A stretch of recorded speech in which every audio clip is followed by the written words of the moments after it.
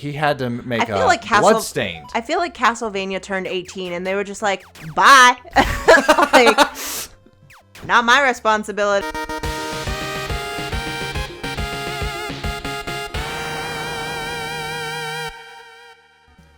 All right, pups, we're back with some more Arcanion. In the last part, we took down the golem in the desert temple. Golem. Mm-hmm. Yep. Golem. And now we're going to do a little more shopping. Yes. Got ourselves the Magi strength ring. I'm sorry. So now we're more powerful. Hey, let's go to the clockwork tower. Yes. Here. Hey there. Ah. Alrighty. So yeah, this level is very much like Castlevania. It looks very Castlevania. Standard clock tower level. Gotta have a clock tower level. I got these ghosts here. I'm pretty sure I cried in the clock tower level for Castlevania. Adventure Rebirth. Yeah. It's the hardest level in the game. Because, like, there's long breaks in between checkpoints. Yeah. So you're like, you gotta be shitting me. So when you die, you're like, all the way back here? Yep. Ah! Tears on my face. This game gets stingy with the checkpoints in the last level. Which I think is a good, like, I say that until I play it. I'm like, Yeah, you'll fucking say it really? until you play it. But, like, I think it does show growth. And it's like that adds to the challenge. Mm-hmm. Do you think you'd end up playing this? On, like, the casual mode, maybe? Maybe, yeah. Okay. I mean, it looks like it's a lot of fun. Yeah, what are your initial thoughts so far? I mean, I really like it.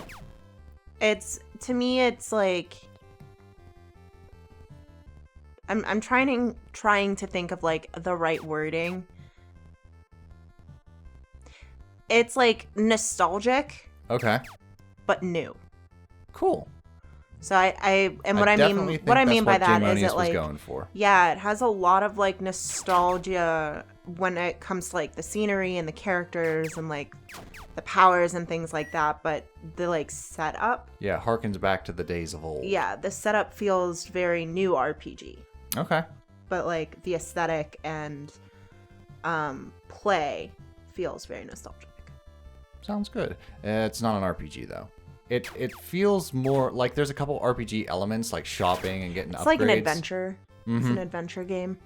But, like, it seems like a cross between Mega Man, platform. Castlevania. You haven't seen Shovel Knight yet, but Shovel No. Knight is very much, like, retro-inspired but new. Yeah. And I get a lot of Shovel Knight vibes from this. I really like the little cloud overlay Yeah. we got here. No, I mean, I love Very nice attention to detail. the art so Shit. far. Like, Knock me off a ledge, you damn bird. but yeah, I love the artwork. Like, it's just so clean and crisp, and it's just, this is what I feel like an old school game would be like in HD. Okay. I could get down with that. Like, it's really, really pretty sprites and backgrounds, but not like the fuzziness. It's kind of like what I want to work towards with, like, my own games. Yeah. Is to have a very, like, simplistic sprite art style, but also, like, get into making my own assets Yeah. instead of borrowing assets. Because Jaymonius's older RPGs were very much like borrowed assets from, like, Final Fantasies, Tales of, and stuff like that, Star Ocean. Well, I feel like that's a great way to get started, because, like, granted, I don't make games, but even as a kid growing up, like, doing drawings and little paintings and stuff, that's what I did. I would pull the cover art out of VHS boxes and trace them, and, you know, then the more that I practiced, I didn't have to trace them anymore. I Right. could just look at the picture, and then... Yeah, but he's tasked himself with remaking all of his old RPGs with original assets. Wow. So he's currently remaking the first one entirely by doing all the sprites himself and all the tile sets. And he's done a total of 5 of the mainline RPGs. I think he did a Wow. couple other, like, spin-offs, and he's been doing this for a while. I've been watching his stuff since, I want to say, like, 2011, way on my old channel, like War Dog and stuff like that. He did a was going to do like a Mega Man Zero dub, and I auditioned for some characters and stuff like that, but nothing ever became of it and he worked on quite a few other projects. Nothing against it. Part of me is glad because I would much rather play something like this than a fan game. Right. Like, I want to be a fan of Magi and Wicca and this world. Are you about to tell me this is a fan game? No, it's okay. not. This is I was going to say, original. I didn't think so. This is very original. The look on your face was like, she doesn't know. No, you're right. But it's the same thing I tell you all the time. Like, when you have ideas like this and the skills and the talent to make it yourself, why make a fan game? Like, I get it, but there's so much work that goes into this. Right. Like, I would rather see this, like, the hard work and the dedication and getting onto the Switch. You know, that's like a big thing, a big step. And it's like... You can't do that with a fan game. Yeah.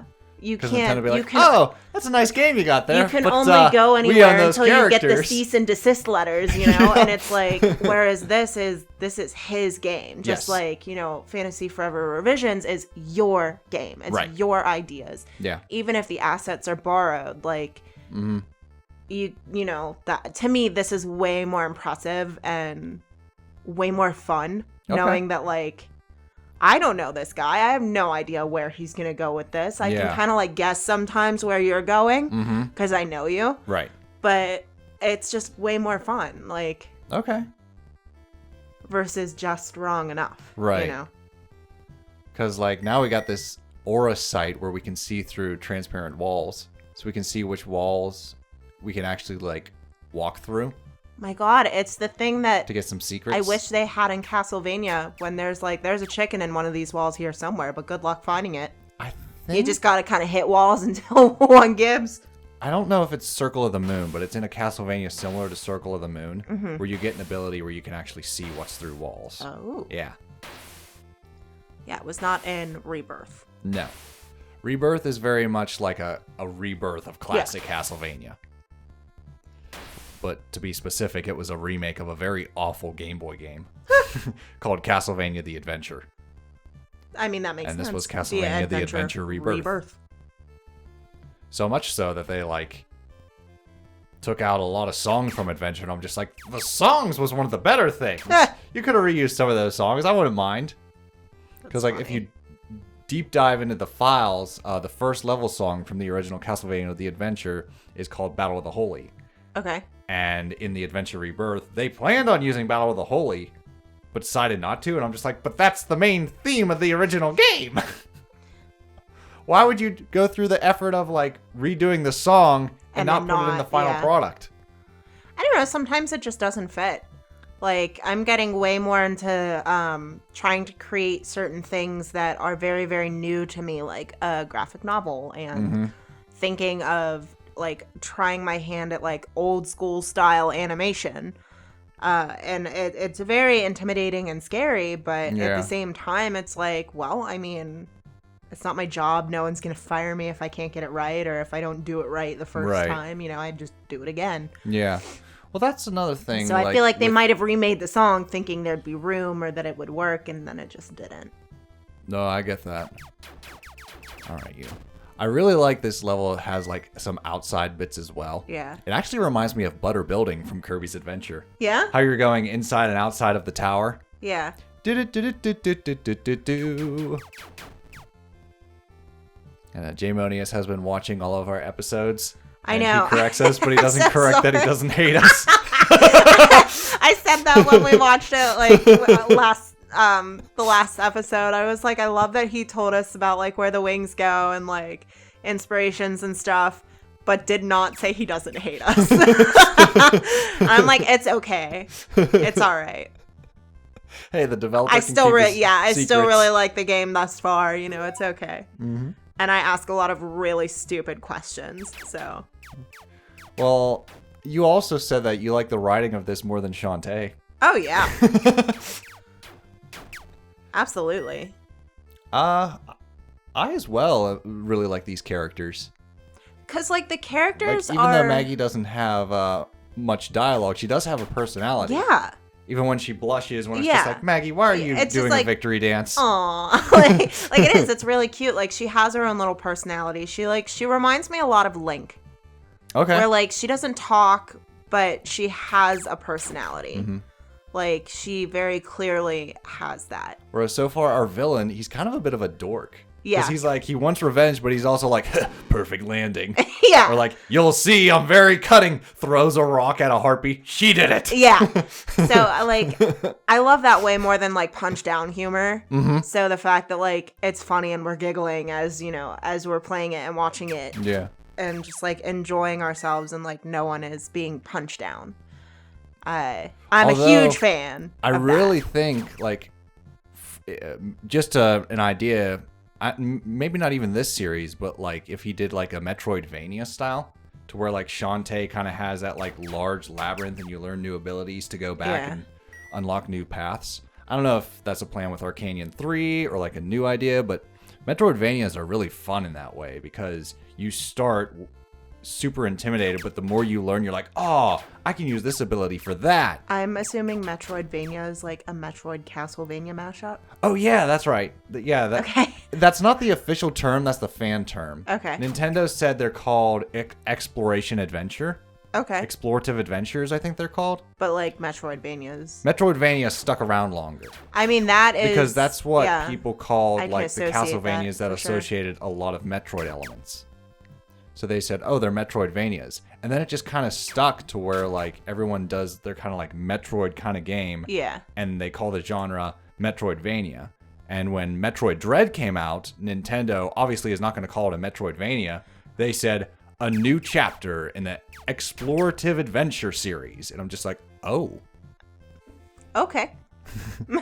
Well, alrighty then. They're like, listen, we don't own the rights to Castlevania. The owners of Castlevania aren't really doing anything with it. The owners don't even make another own... pachinko machine. Yeah, the owners don't even own Castlevania anymore. Like, he had to make Bloodstained. I feel like Castlevania turned 18 and they were just like, bye. Like, not my responsibility anymore. Because, like, now we got Bloodstained, which is the main honcho of Castlevania, what he moved on to do. And those are really good games as well. Castlevania Curse of the Moon, oh my god, Bloodstained Curse of the Moon is very similar to Adventure Rebirth in that style, whereas Ritual of the Night is very similar to Circle of the Moon. Ah. There's so many titles that are just wrong enough, bad enough. My Castlevania fan game is called Order of the Moon. Yeah. So we got Circle of the Moon, Curse of the Moon, Order of the Moon. I'm just going to be like, what phase of the moon are we in? Yeah, what phase of the moon are we in? Is it waxing? Is it waning? Where are we at? What are we doing here? There's a lot of spikes in this level. Someone been playing. Oh. You just sliced her body in half. I slipped her up the middle. Oh. If you could only pick half of Maggie, what half would you pick? The top half, because I get the wings. I'd pick the left. Oh, we're slicing that way. Alrighty. My left or your left? My left. Alrighty. So you want the ponytail? Yeah. Alrighty then. Jaymonius says, look how they massacred my boy.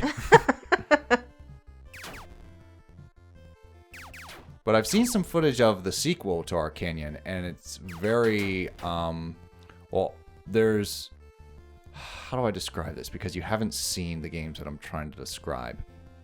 Because you have yet to see There's spikes on that side. Mega Man X. Oh. Fuck, shit, balls. Bye, Maggie. I guess I'd say, like, more shading and details in, like, the background and the sprite work. Okay. Whereas these colors are a bit flat. I still like it, though. I think it's very... it's a really cool aesthetic. It's very crisp. Crisp is a good word, yes. Got yourself a crisp-looking game here, Jaymonius. Like, it's very, like, sharp and clean, like, clean lines. And because I've seen a lot of, like, not necessarily, like, fan games, but, like fan cartoons and stuff, and it's just kind of like blurry or jagged, or Okay. so like it's nice, but it's just not quite as clean. Okay. Yeah, this is pixel art. Do you feel like you'd want to take a whack at pixel art? I mean, it would depend on how it's done. There's a couple tutorials on like how to do it, but it's basically you. Like, is it Photoshop? Is it something that I like draw and scan in? Is it a different program? No, you can draw it in Photoshop. You just like draw the lines, but like it has to do with colorization. And you're going like little pixel by pixel. You can do like an outline, then like it's hard to describe. It's better to show. Cause like the way that I think of it is, I don't know if you ever did this when you were little, but like drawing on graph paper. Yeah. Like you fill in one bubble at a time, and then to make like a bigger picture. That's what I picture. That's how it used to be. It's a lot simpler than that. It's Okay. literally just like drawing with like a keypad, but like not as detailed. Okay. If that makes sense. So it's like very very simplistic in like shapes and stuff like that because you have a size limit. Okay. All right, we got our boss coming up here. Dun dun dun. I am the ghost of Christmas yet to come. He looks like a reaper. It's the Wraith. Ooh. Yeah, we got ourselves a Wraith here. And he likes to warp all over the place. Careful now, careful. Nice. So does her bubble, does it protect her at all? No. Or it just shows what's behind? It just shows hidden things. In fact, I don't think I need it for this boss. Now that I think about it. Because, like, he's not hiding. He's visible. Oh, Jesus. I like to think it protects her. I know it doesn't. There's another skill you get that actually protects you. Oh. If I would have done, I think it's the other level that's left. Because you can do these levels in any order. Okay. Well, not all the levels in any order. So Yeah. how it starts is, like, you start with 3 levels. And then after that island thing, more levels unlock. Yeah. But each level... But you can do it in, like, the levels that different unlock, orders. you can do in a different order. Okay. That's correct. See, I kind of dig that. I like that it's, like, you can explore anywhere in here. There's not, like, one necessarily correct way to do it. Yeah. But it still isn't quite like Breath of the Wild, where it's like you could beeline straight to the boss and get Yeah. knocked down.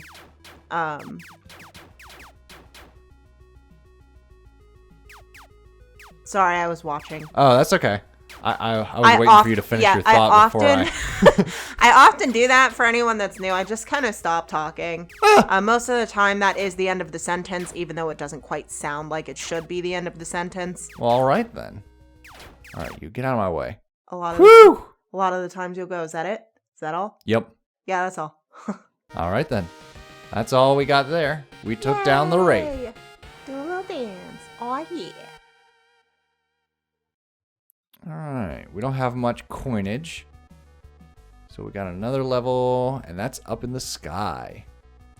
So I believe in the next part, we're going to go to the floating island. Ooh. All right. So we'll see you guys in our next episode because I definitely don't have enough for any of this. Once again, I can't buy potions. We have poor. We're poor. Yep. All right. See you all on the floating islands. Doo.